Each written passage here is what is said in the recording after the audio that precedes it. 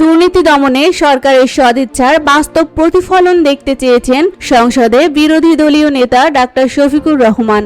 সংসদে দেওয়া বক্তব্যে তিনি বলেন, দুর্নীতির বিরুদ্ধে কার্যকর পদক্ষেপই জনগণের প্রত্যাশা। তিনি জোর দিয়ে বলেন, দুর্নীতির অভিযোগে কারো প্রতি কোনো ধরনের ছাড় দেওয়া উচিত নয়। এমনকি তিনি নিজে কোনো অনিয়ম বা দুর্নীতির সঙ্গে জড়িত থাকলেও আইনের আওতায় আনার আহ্বান জানান।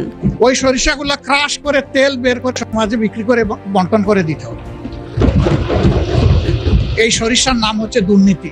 দুর্নীতির পৃষ্ঠপোষক যদি এই সংসদ না হয়, আমি অ্যাবসলিউটলি কনফিডেন্ট বাংলাদেশ থেকে দুর্নীতি কানে ধরে বিদায় নেবে।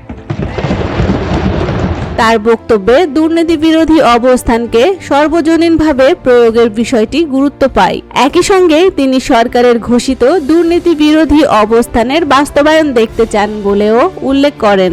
এখন এ বিষয়ে সরকারের পরবর্তী পদক্ষেপ এবং দুর্নীতি দমনে কার্যকর উদ্যোগ কতটা দৃশ্যমান হয় সেদিকেই নজর থাকবে।